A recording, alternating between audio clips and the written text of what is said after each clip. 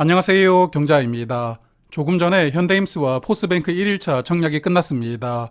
그래서 1일차 청약 결과를 보면서 내일 청약을 예상을 해볼 텐데요.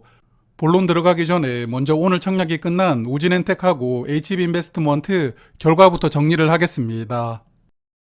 오늘 우진엔텍은 약 52만 계좌가 청약에 참여를 했고 비례 경쟁률은 5,413대 1이었습니다. 증거금이 3.7조 원이 들어왔고요.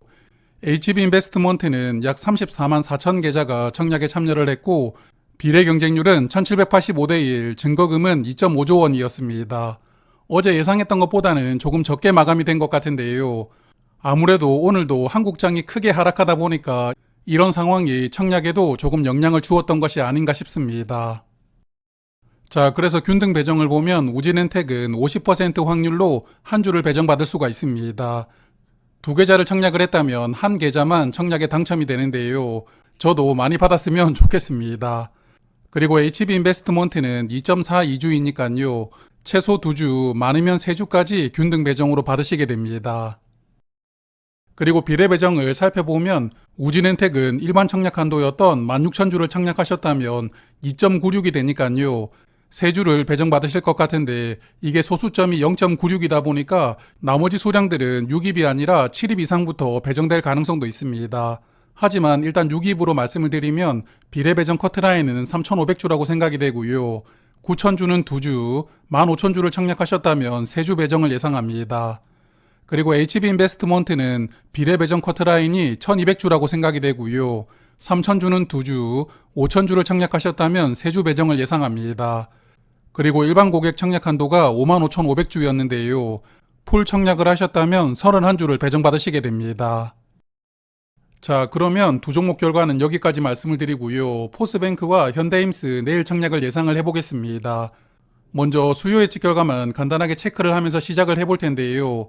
포스뱅크는 2,104개 기관이 청약에 참여를 했습니다. 의무 확약은 6.2% 신청이 들어왔고요. 공모가는 18,000원이었습니다.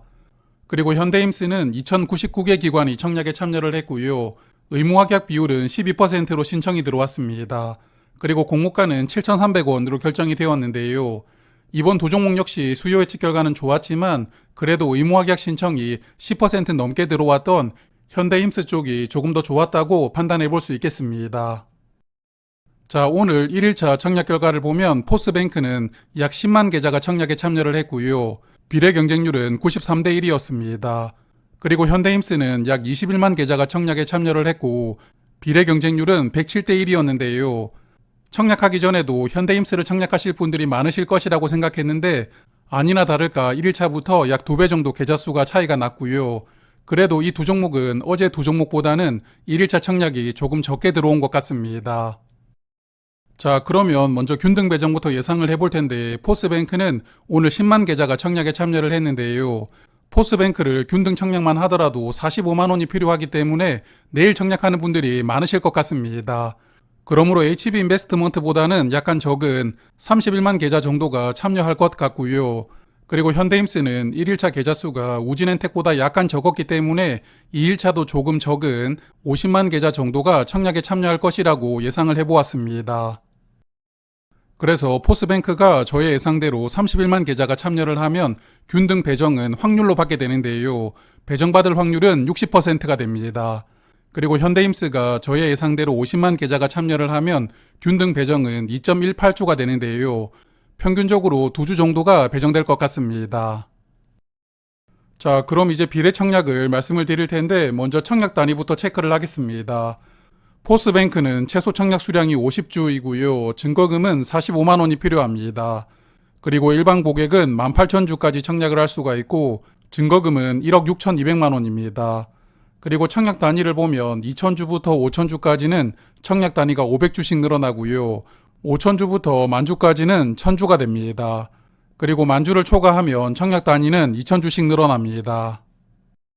그리고 현대임스는 최소 청약 수량이 20주로 증거금은 73,000원이 필요하고요. 일반 한도는 21만 6천주인데 풀 청약을 하시겠다면 증거금은 약 7억 9천만 원이 필요합니다.